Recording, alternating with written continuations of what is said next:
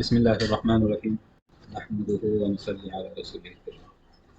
आज next JS की class के अंदर हम लोग एपीआई से डेटा फैच करके शो करना सीखेंगे। और पिछली क्लास में हम लोगों ने देखा था कि किस तरह से मैपिंग किया जाता है डेटा को। हमने इन पेज डेटा को मैपिंग करके देखा था। फिर हमने एक फाइल बनाई थी, ठीक है, डेटा डॉट जेसन के नाम से, उसको मैप किया था। अच्छा, जैसे हम लोगों ने पिछली क्लासों में टोटके पढ़े थे ना, कुछ अच्छे टोटके थे। जैसे कि एक टोटका था हमारा रिएक्ट आइकन का, मैंने बताया था ना आप लोगों को। और एक इसी तरह से वेबसाइट बताई थी, कौन सी, टेल ब्लॉग के नाम से, ठीक है। और एक और वेबसाइट मैंने आप लोगों को बताई थी ट्रांसफॉर्म के नाम से ना, वो किसी भी HTML या किसी भी फॉर्मेट को दूसरे फॉर्मेट के अंदर ट्रांसफॉर्म कर देती है, जैसे HTML टू JSX वगैरह। आज हम लोग पढ़ेंगे जेसन डेटा के नाम से, ठीक है। जेसन डेटा प्लेस होल्डर, जरा गूगल करो जेसन प्लेस होल्डर। ये प्लेस होल्डर है जेसन का।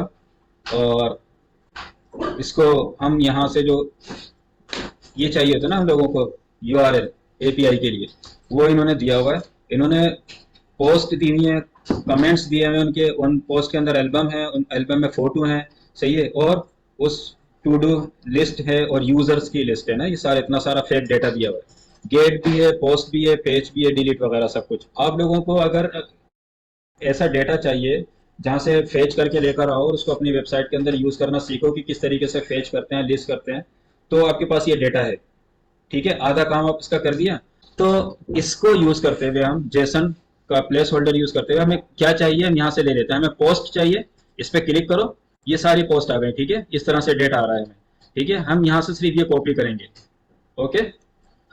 आ जाते हैं अपने नेक्स्ट की एप्लीकेशन के अंदर। यहाँ मैं लिखूंगा फोल्डर के ऊपर CMD, इंटर की प्रेस कर दूंगा।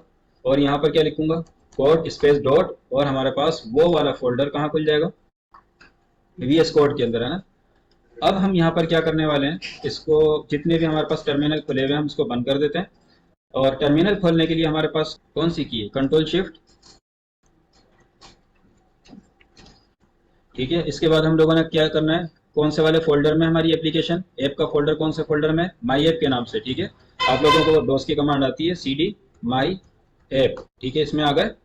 अब हमें क्या लिखना है यहाँ पर, मशहूर मारूफ कमांड है NPM रन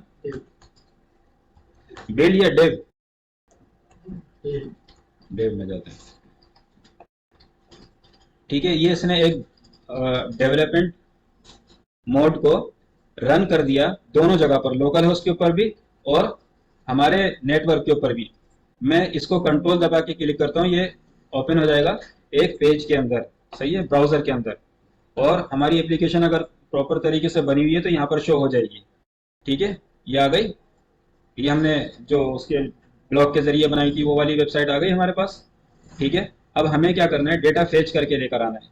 ओके, हम लोग आ जाते हैं अपने ऐप के फोल्डर के ऊपर। अच्छा, एक काम कर लें, हम लोग एक नया पेज बना लें हाथ के हाथ, ठीक है। तो वो कैसे बनता है, कोई आइडिया आप लोगों के पास, नया पेज कैसे क्रिएट होता है। ऐप के फोल्डर में रहते हुए एरो नीचे हुआ है, एक फोल्डर बनाऊंगा, किस नाम से, हम पोस्ट लेकर आना चाह रहे हैं, है ना, तो पोस्ट के नाम से बना लेते हैं। इस फोल्डर के अंदर एक पेज बनाते हैं हम लोग, ठीक है। ये इसकी राउटिंग भी हो रही है, राउटिंग इसमें इसी तरह से होती है, PHGE.TS, देखो TS टाइप स्क्रिप्ट लिखा हुआ है, TS X लिखूंगा तो क्या हो जाएगा, रिएक्ट के साथ, ठीक है। TSX मैंने यूज कर लिया। अब इसका जो बेसिक फॉर्मेट है एक्सपोर्ट और इंपोर्ट का, वो क्या है, RAFCE और स्पेस टेब, है ना।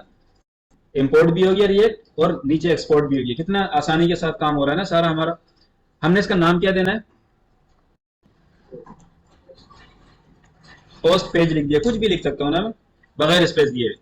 हमें काम कहाँ करना होता है, इस डिव के बीच में सारा काम हमें करना होता है, ये सब ओके। अच्छा, एक चीज मालूम है आप लोगों को, वो ये कि जब भी हम लोगों को टाइप स्क्रिप्ट, जावा स्क्रिप्ट या स्क्रिप्ट लिखनी होती है ना HTML के अंदर, जब भी हमें कोड लिखना होता है, तो जिस लैंग्वेज के अंदर कोड लिखते हैं ना, उस लैंग्वेज का एक फॉर्मेट होता है, उस फॉर्मेट में लिखते हैं। PHP का फॉर्मेट क्या है, PHP लिखने का HTML के अंदर, ग्रेटर देन कॉमा, हाँ, क्वेश्चन मार्क, फिर वो टैग लगाते हैं, क्वेश्चन मार्क लगाते हैं, ठीक है, और उसको फिर क्लोज करते हैं ताकि इसमें हम लोग पीएचपी लिख रहे हैं, ताकि पता चले ब्राउजर को कि एचटीएमएल के अंदर हम लोग यहाँ पीएचपी लिख रहे हैं, यहाँ नेक्स्ट लिख रहे हैं एचटीएमएल के अंदर, तो उसका क्या है, समझ गए।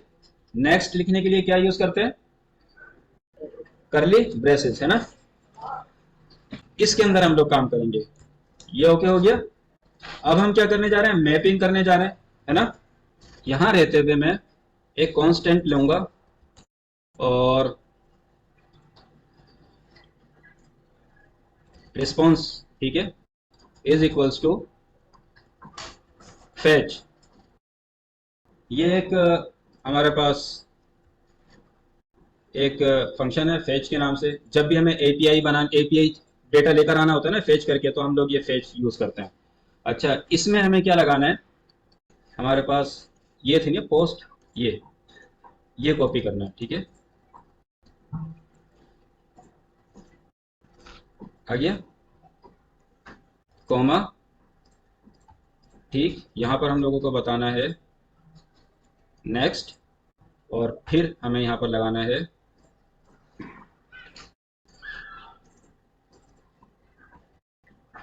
रीवैलिडेट कॉलन 5। इसका मतलब ये है कि डेटा फेच करो और जैसे जैसे डेटा वहां अपडेट होता रहेगा ना, हम अपने पेज पे रीवैलिड करते हैं 5 सेकंड के बाद। अच्छा, कांस्टेंट रिस्पांस के अंदर हम लोग एक रिस्पांस के अंदर एक वेरिएबल के अंदर हम लोग फेच करके ले आए। डेटा आसान है ना। Constant post is equals to response dot Jason,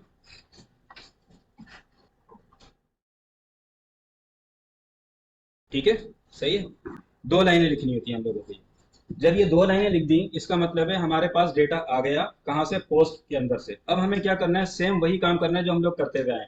अच्छा, हमने पोस्ट लिखा था ना, डॉट मैप, ठीक है, क्या करा था मैंने मैप के बाद आइटम और इंडेक्स यूज किया था ना दो, जैसे कि हम लोग फॉर ईच में यूज करते हैं, है ना, की और वैल्यू, है ना। इसी के अंदर हम लोग आइटम ले लेते हैं, ठीक, और इज इक्वल्स टू ये, और इसके बाद हम लोग इसमें यहाँ पर लगाएंगे यूएल, है ना, और इसको हम क्लोज करेंगे आखिर में, ताकि हम लिस्ट के अंदर लेकर आएंगे ना, लिस्ट प्रॉपर तरीके से आएगी। इस जगह पर हम लोग लिस्ट यूज करेंगे, लिस्ट, ठीक है। और हमें यहाँ पर एक वैल्यू लगानी होती है ना, आईडी, है ना, और इस जगह पर क्या लिखना होता है, अथवा इन्होंने क्या दिया हुआ है, एक आईडी है, किस नाम से, आईडी और टाइटल, है ना। पोस्ट के अंदर दो चीजें हैं मौजूद, आईडी और टाइटल, ठीक है। वापस आ जाते हैं, हमने यहाँ पर क्या लिखना है, आइटम डॉट टाइटल, और यहाँ पर क्या लिखेंगे हम लोग, डॉट आईडी। अब देखो, ये जो आईडी है ना, यहाँ पर वैल्यू इज इक्वल्स टू होता है ना, यहाँ तो हमने लिखा ही नहीं है वैल्यू इज इक्वल्स टू, तो उसकी जगह पर यूज होता है की इज इक्वल्स टू।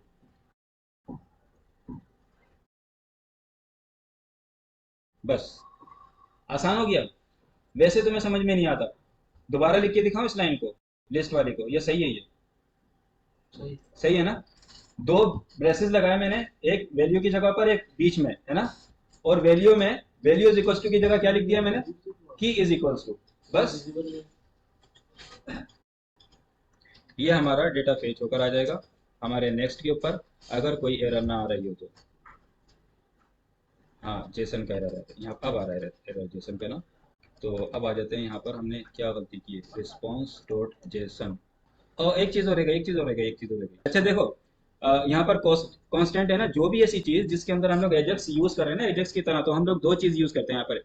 यहाँ पर लिखेंगे एसिंक, ठीक है, और इस जगह पर जहां भी हम लोग कर रहे हैं रिस्पॉन्स इक्वल टू अवेट, ये 2 चीज बस ध्यान में बिठा लो। एसिंक मेन कंट्रोलर में यूज होगा, और अंदर कहाँ क्या यूज होगा, अवेट।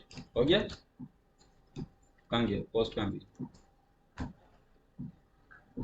ये आ गई सारी, सारी पोस्ट आ गई वहां से उठ के, 100 की 100 डेटा फेच हो गया। ओके हो गया। एजेक्स के जरिए हम लोगों ने किसी एपीआई से डेटा को यहाँ पर कॉपी कर लिया।